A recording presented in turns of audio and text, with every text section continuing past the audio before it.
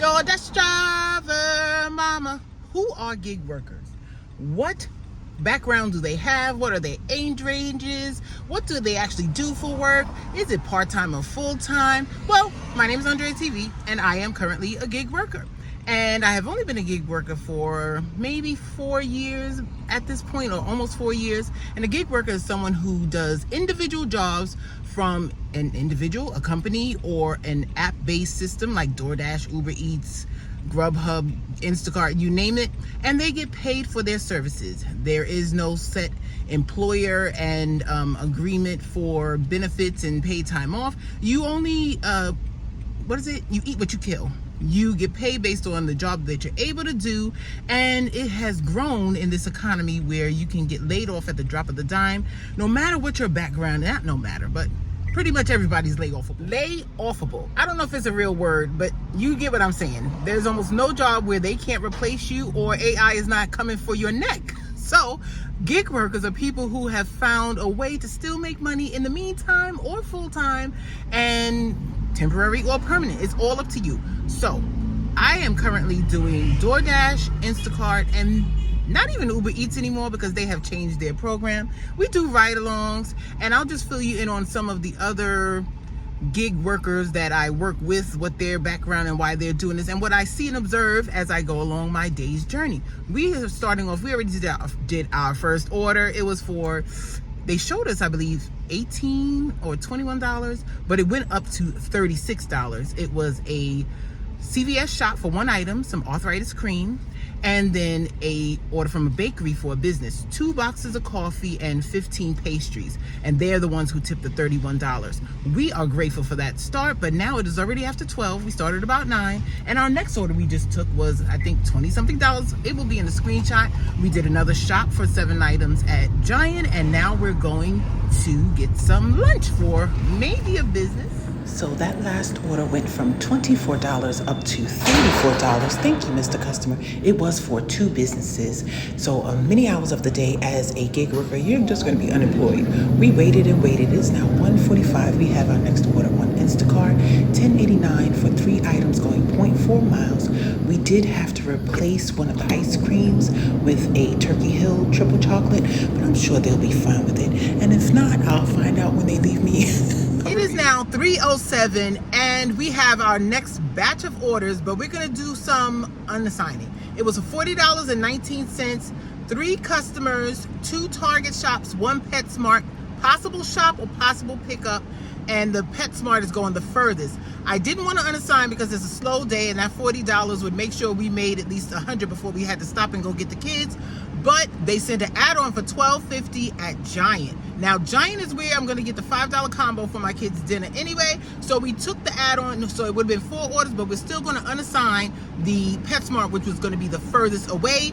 And yeah, I think we're going to go down to 93% completion, but we're still going to make the 40. Well, after almost getting hit by 2 different cars in a parking lot, we're still on our way to the drop-offs. They're having us drop off the 2 Target shops before we do the Giant shop, and we're fine with that. Let's go. It is now 4:02 p.m. We did stop and get the 2 $5 combos first at the deli counter. One was fried chicken, thigh and leg. The other was baked, and the sides are broccoli, coleslaw, and regular coleslaw, and then mashed potatoes for the son, and they get 2 cornbreads. And the customers was down bottom their 10 items. Now we're going to deliver, and we're going to be late. So this is coming back the next day, and I'm just filling in because I said I was going to give you some descriptions on the other dashers and gig workers, Instacart workers in my area. And after doing this for 3 or 4 years, you do come across many different people, and most of us have the same tale. We like being independent, working on our own schedule. We like the flexibility. We like not having to clock in for someone. And previously, in the last few years, it was profitable. It was, just to give you an idea, once I got laid off, I did get another job, a good job, but I was the last person in, and my shift was going to be 12 to 9 p.m., 4 days a week. And with my children, 2 out of 3 of them in evening sports year-round, it didn't work. So after going through training, which was about almost 3 months, Ruby was 8 to 5, and it worked out well because I still could help with the evening pickups and the taking to the practices. Then the true schedule kicked in, and my husband had to do everything for everyone every evening, minus Fridays. Oddly enough, Friday was my day off, but Friday there were no practices. It was just picking up from school. So that only lasted about 2 weeks. Then I got another job working for a staffing agency, ground floor, bottom of the barrel, like $17 an hour. But it was 30 minutes from my home, and he still had to do most of the pickups because with the traffic, that's when everybody gets out of work. It wasn't enough time for me to get them before they had to be, go to aftercare or the police order. So most people do this work for that reason. Most of them are adults with families or children to support, and the retired. And see, the school people, yeah, since they have become abundant in my area, we get many less orders that are close and local and more far away, high mileage, not enough pay for the trip orders. So now it's a struggle. But that is what most gig workers are. And some people call it the race to the bottom. And in a way, they're right. Because as people get laid off and lose their jobs, they're coming to gig work. And unless you find a niche, or you start a YouTube channel to go along with it, or you find another way to make more money, gig work alone, you're going to be out a lot of hours to make the same money. I used to be able to make $1,200 a week working 40 to 45 hours a week. Now for $1,200 in a week, I have to be out 50 hours or more. And sometimes it still doesn't happen. So yeah, that's what most gig workers are, and it's all ranges and ages. Even the college kids during the summer, they come and they do it on their bike in my market.